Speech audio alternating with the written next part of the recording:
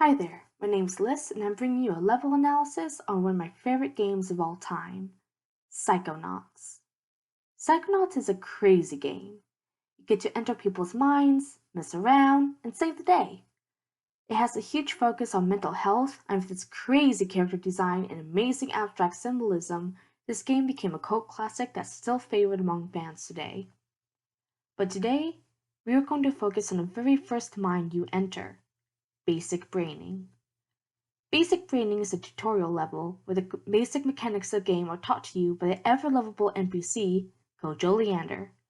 Coach Oleander is a character who is obsessed with the military and had dreams and aspirations to join the army. As such, his mind is filled with a lot of military-esque hazards and themes.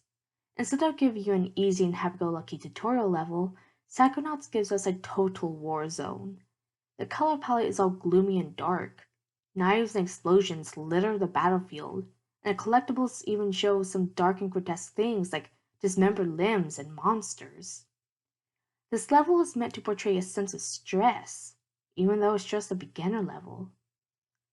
But because it's a beginner level, there's a lot of safety nets to help cushion the player if they mess up, and guides the player by the hand on how to master the basic mechanics of the game.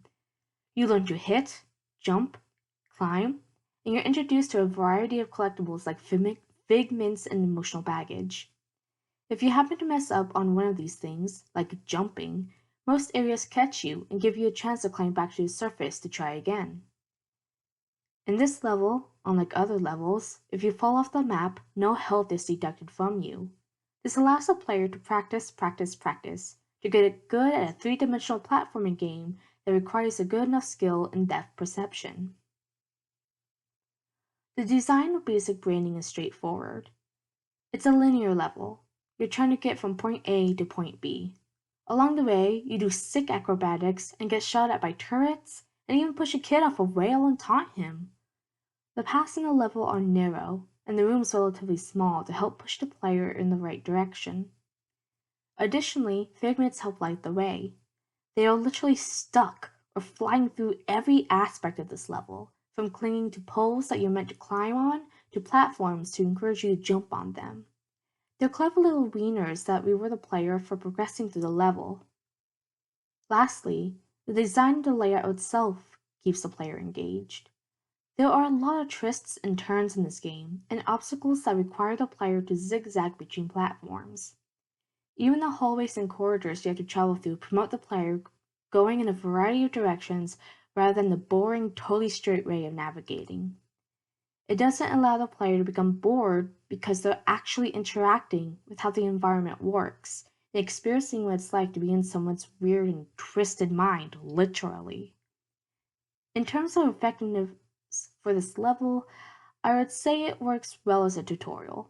Between training your combat button and recognizing what is climbable and not, you can soon explore the rest of the Psychonauts world, soon after you finish basic braining.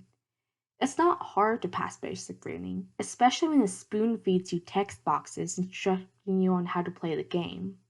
There are many opportunities to test your newfound knowledge outside of basic braining as well, so that these skills are not wasted or ever seen again. Now, this has hopefully been a thorough enough analysis on the structure of basic braining tutorial on Psychonauts. I highly recommend this game to anyone, especially since the developers recently came out with a second game for the series. You can obtain the games off of Steam, and it is accessible on other platforms as well. If you enjoy action platformer games that borderline's trippy, then please check out this amazing game. Alright, that's it for now. Toodles!